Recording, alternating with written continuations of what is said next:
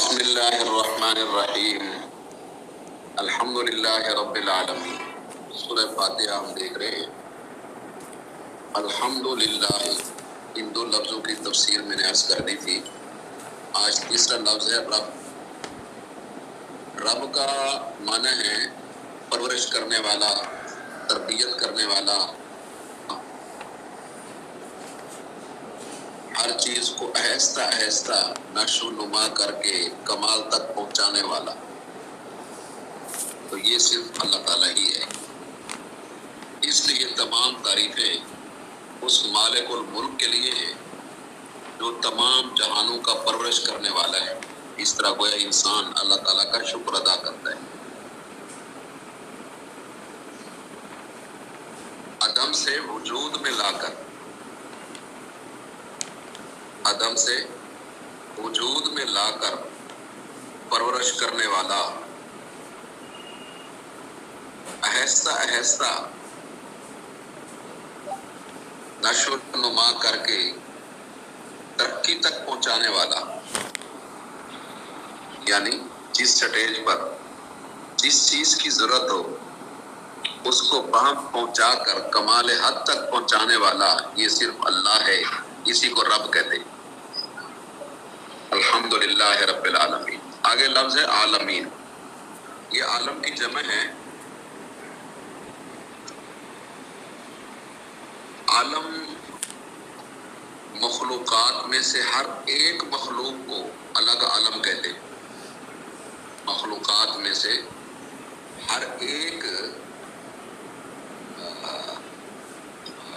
جہان کو عالم کہتے ہیں۔ تو یہ لفظ علامت سے مشتق ہے، علامت سے۔ تو دیکھیے کائنات میں جتنی بھی مخلوقات ہیں، کائنات میں جتنے بھی جہان ہیں، اور جو چیزیں بھی اس کائنات میں پائی جاتی ہیں، وہ سب اللہ تعالیٰ کی کاریگری اور قدرت کی علامت ہے۔ اس لیے اللہ تعالیٰ کے پیدا کردے ہر جہان کو عالم کہتے ہیں، اور ہر بنائی ہوئی چیز اپنے بنانے والے کی علامت اور نشانی ہوتی ہے۔ تو کائنات کی تمام چیزوں کو دیکھ کر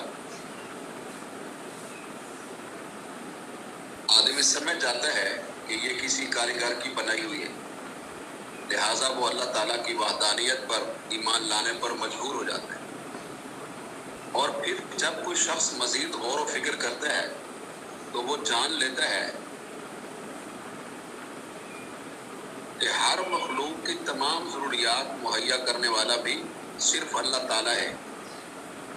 تو اسے یہ پکار اٹھنا چاہیے کہ لا رب سوا ہو، کہ رب اللہ کے علاوہ کوئی نہیں۔ ہر چیز کو آہستہ آہستہ حد کمال تک پہنچانے والی ذات اللہ ہی ہے۔ اس لیے الحمدللہ رب العالمین کا معنی یہ ہے۔ یہ سب تعریفیں اس مالک الملک کی ہیں، اور اس مالک الملک کے لیے خاص ہیں جو تمام جہانوں کا، تمام مخلوقات کا پرورش کرنے والا ہے۔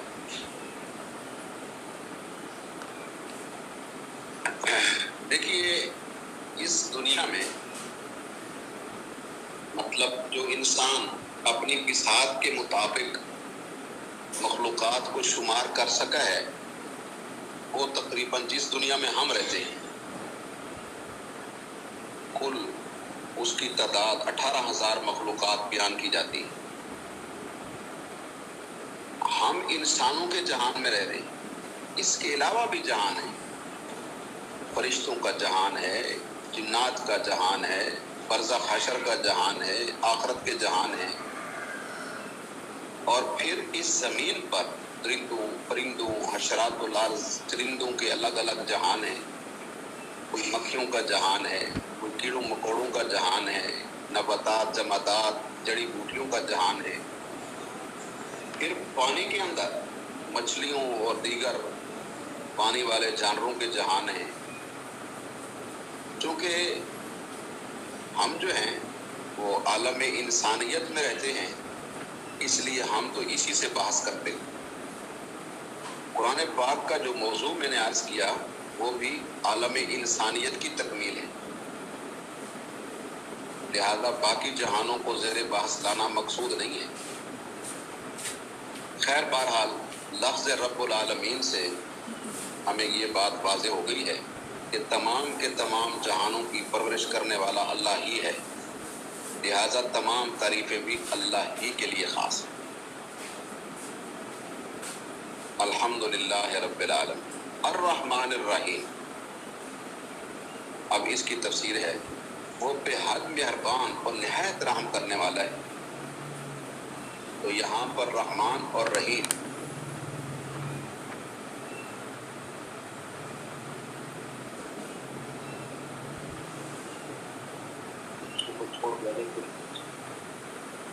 الرحمن الرحیم، وہ بے حد مہربان اور نہایت رحم کرنے والا ہے۔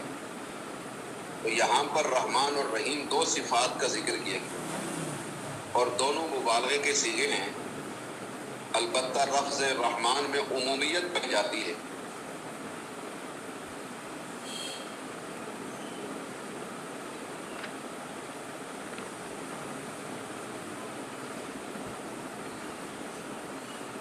الرحمن الرحیم، وہ بے حد مہربان اور نہایت رحم کرنے والا ہے۔ اس کی تفسیر میں بسم اللہ الرحمن الرحیم میں عرض کر چکا ہوں، لہٰذا اس کو اب دہرانے کی ضرورت نہیں۔ الرحمن الرحیم دونوں لفظوں کی تفسیر جو ہے وہاں سے دیکھیں۔ آگے اللہ تعالیٰ یہ فرماتے ہیں مالک یوم الدین،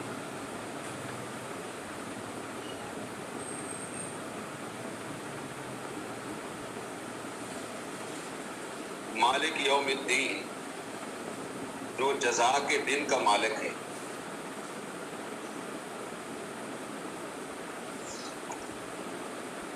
تو دین کا معنی اطاعت بھی ہوتا ہے اور ملت بھی، اور اس کا معنی بدلہ بھی ہوتا ہے اور جزا بھی، اور اس کا معنی انصاف بھی ہوتا ہے۔ تو یہاں بدلے اور جزا اور انصاف کے معنی میں ہے۔ اللہ تعالیٰ نے دیکھیے انسانوں پر بے حد مہربانیاں فرمائی ہیں، ان پر بڑے بڑے انعامات فرمائے ہیں، انسانوں کے لیے ہدایت کے راستے متعین کیے ہیں، اس کے باوجود پھر بھی یہ دنیا میں اگر ظلم کرتے ہیں، زیادتی کے مرتکب ہوتے ہیں، ایک دوسرے کو تنگ کرتے ہیں، ایک دوسرے کا حق غصب کرتے ہیں، تو پھر بعض اوقات جو غریب آدمی ہوتا ہے، جو مظلوم ہوتا ہے، وہ اپنے اوپر ہونے والے مظالم کا ازالہ یہاں نہیں کر سکتا ہے۔ تو اللہ تعالیٰ تو احکم الحاکمین ہے، اللہ تعالیٰ تو الرحمن الرحیم ہے، وہ اپنے بندوں پر ظلم و زیادتی کو برداشت نہیں کرتے۔ تو اس لیے اللہ تعالیٰ نے اپنے پاس سے انصاف کا ایک دن مقرر کر رکھا ہے، جس دن اس دنیا میں کی گئی ہر زیادتی کے متعلق ٹھیک ٹھیک فیصلہ ہو، ہر ایک کو اس کی کارکردگی کا پورا پورا بدلہ دیا جائے گا۔ اسی کو یوم الدین کہا گیا ہے، اور اس دن کا مالک بھی خود اللہ تعالیٰ ہے۔ اس دن ہر ایک کو پورا پورا انصاف مہیا ہوگا۔ اس دنیا میں تو غلط فیصلے بھی ہو جاتے ہیں، یا خود کرتے ہیں، وکیل جج ملے ہوتے ہیں، انہوں نے اپنے گواہ رکھے ہوتے ہیں، سارا ایک سسٹم ہائی جیک کیا ہوتا ہے۔ تو فرمایا کہ دنیا میں زیادتیاں بھی ہوتی ہیں، مظالم بھی ہوتے ہیں، حق والے کو حق بھی نہیں ملتا ہے، مگر انصاف کے دن، بدلے کے دن، قیامت کے دن آخری اور قطعی فیصلے اللہ کی طرف سے ہوں گے، اور ہر ایک کو انصاف دلایا جائے گا۔ نبی کریم صلی اللہ علیہ وسلم کا یہ ارشاد گرامی ہے کہ لوگوں حقوق ادا کرو، ورنہ قیامت کے دن بہت رسوائی ہوگی۔ انسانوں کا معاملہ تو اور ہے، اللہ تعالیٰ جانوروں کو بھی انصاف دلائیں گے۔ حدیث شریف میں آتا ہے کہ ایک بغیر سینگ بکری کو سینگ والی بکری سے انصاف دلایا جائے گا، کیونکہ اس کے ساتھ اس دنیا میں زیادتی کی گئی۔ انسان تو مکلف ہیں، اللہ تعالیٰ نے انہیں ہر نعمت سے سرفراز فرمایا، تو پھر یہ کیسے ممکن ہے کہ اس دنیا میں کسی پر زیادتی ہو اس کا بدلہ نہ دلائے جائے؟ تو اس لیے فرمایا مالک یوم الدین، وہ روز جزا کا مالک ہے، انصاف کے دن، بدلے کے دن، قیامت کے دن، اس دنیا کے آخری دن ٹھیک ٹھیک انصاف کے ساتھ فیصلے ہوں گے، ہر ایک کو اس کے کیے کی جزا ملے گی۔ یہ الحمدللہ رب العالمین الرحمن الرحیم مالک یوم الدین، 3 آیات کی تفسیر ہماری مکمل ہو گئی۔